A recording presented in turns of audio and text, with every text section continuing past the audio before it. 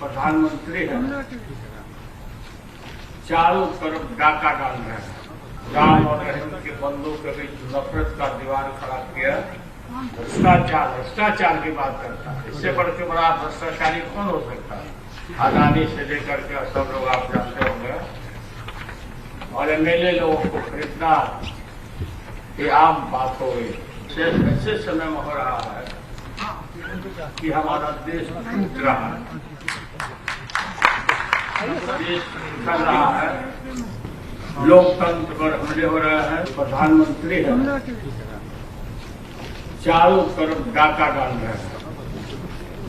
हाल ही में आपने देखा कि महाराष्ट्र में हम लोग के जो देश के सबसे बड़े नेता है और बिहार में आए थे,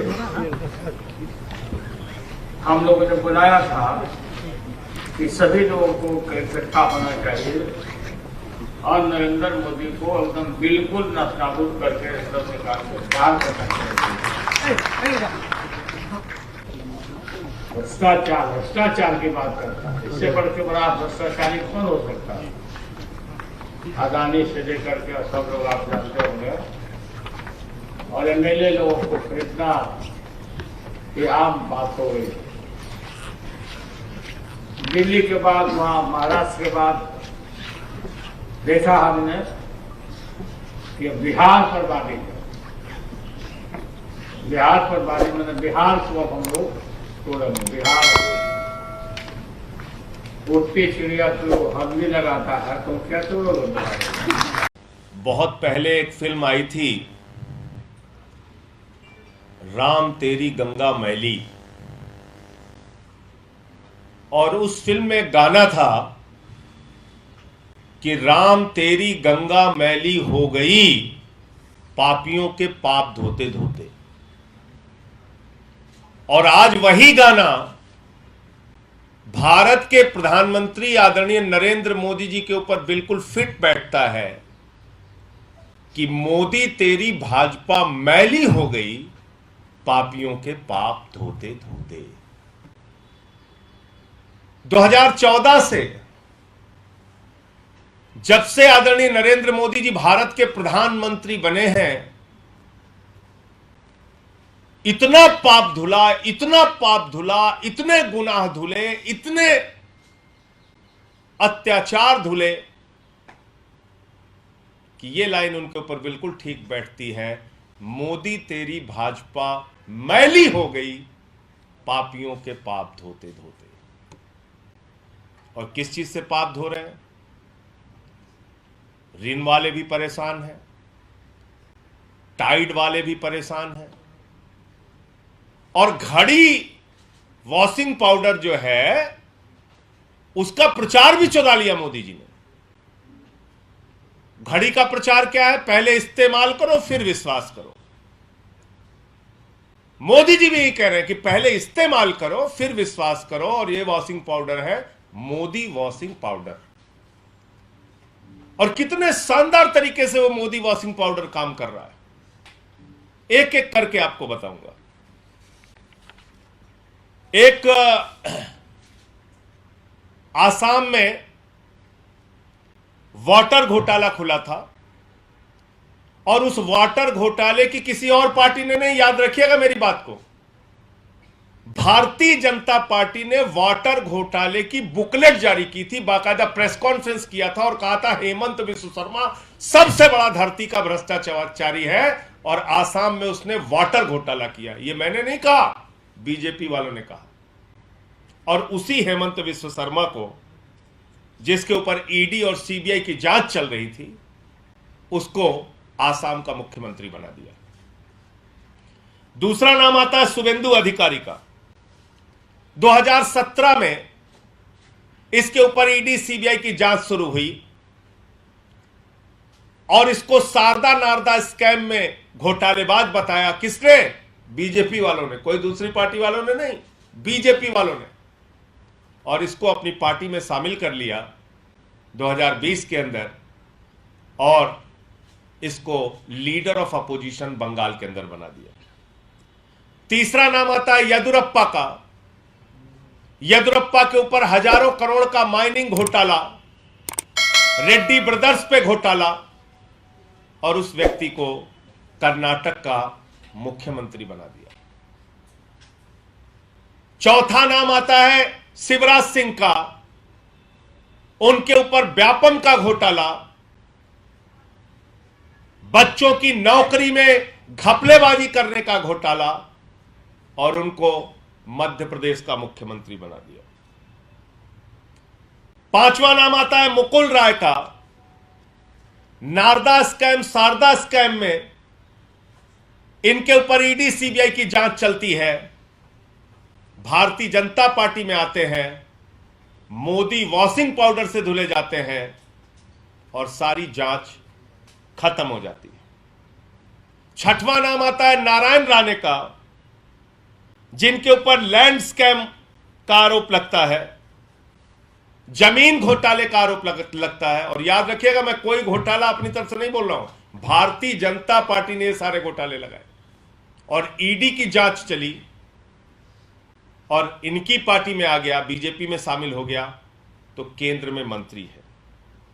सातवां नाम आता है प्रेमा खांडू का, प्रेमा खांडू के ऊपर भी भ्रष्टाचार के मामले में ईडी की जांच चली, सीबीआई की जांच चली और क्रिमिनल कॉन्स्पिरेसी, करप्शन और क्रिमिनल कॉन्स्पिरेसी की जांच चली प्रेमा खांडू पर और पूरी की पूरी सरकार लेके भारतीय जनता पार्टी में शामिल हो गए।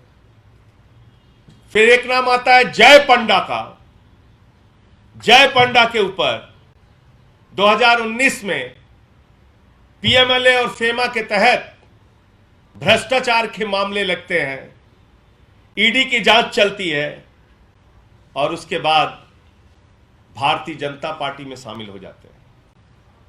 फिर एक नाम आता है पुरुषोत्तम साबरिया, यह गुजरात के नेता है और पुरुषोत्तम साबरिया पर भारतीय जनता पार्टी ने इरिगेशन घोटाले का आरोप लगाया था, बीजेपी में चले जाते हैं।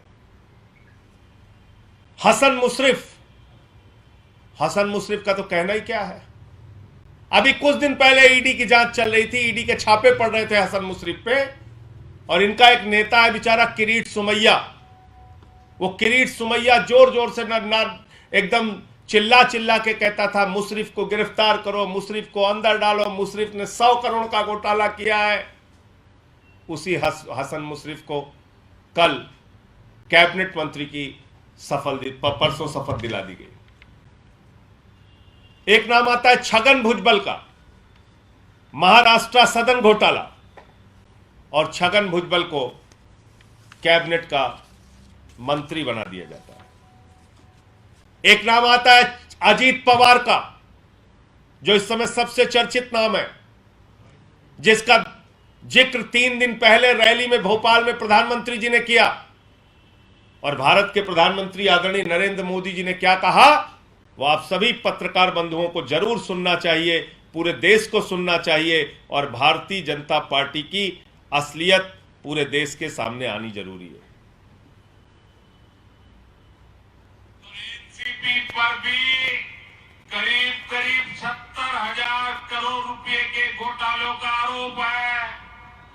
महाराष्ट्र स्टेट कोऑपरेटिव बैंक घोटाला, महाराष्ट्र सिंचाई घोटाला, अवैध खनन घोटाला, इनकी लिस्ट भी बहुत लंबी है। ये 3 दिन पहले भारत के प्रधानमंत्री ने 70,000 करोड़ का घोटाला पकड़ा था। किसका? अजीत पवार का, एनसीपी नेताओं का। अजीत पवार पर सिंचाई घोटाला, कोऑपरेटिव बैंक घोटाला, तमाम घोटाले का आरोप भारत के प्रधानमंत्री ने लगाया और उसी व्यक्ति को 3 दिन के बाद महाराष्ट्र के अंदर उप मुख्यमंत्री बनाने का काम किया। एक नाम आता है भावना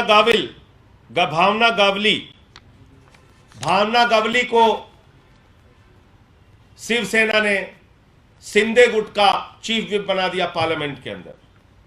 इनके ऊपर भी ईडी की जांच, 5 सम्मन किया था इनको ईडी ने इनको 5 सम्मन किया था और ये इस समय शिंदे गुट की लोकसभा में चीफ विप है। एक नाम आता है प्रताप सरनायक का, और इनके ऊपर मनी लॉन्ड्रिंग का केस दर्ज किया था ईडी ने, और अभी ये शिंदे की शिवसेना में है। बाकी बहुत सारे नाम हैं। तो भारतीय जनता पार्टी का ये असली चाल चरित्र और चेहरा है। आदरणीय नरेंद्र मोदी जी ने भोपाल की रैली में जब कहा, ये मोदी की गारंटी है, एक एक भ्रष्टाचारी पर कार्रवाई करने की गारंटी है, 3 दिन के बाद वो नारा बदल गया। अब मोदी जी कह रहे हैं ये मोदी की गारंटी है, एक एक भ्रष्टाचारी को मंत्री बनाने की गारंटी है। तो पूरब से लेकर पश्चिम तक, उत्तर से लेकर दक्षिण तक, 14 से लेकर 23 तक मोदी वॉशिंग पाउडर की ऐसी बिक्री हो रही है, ऐसी बिक्री हो रही है, और इतना शानदार वॉशिंग पाउडर है, इसमें हत्या करो धुल जाएगा, लूट करो धुल जाएगा, बलात्कार करो धुल जाएगा, भ्रष्टाचार करो धुल जाएगा, पूरा देश लूट लो, मोदी वॉशिंग पाउडर से उसको बिल्कुल साफ सुथरा धुलकर पाक साफ कर दिया।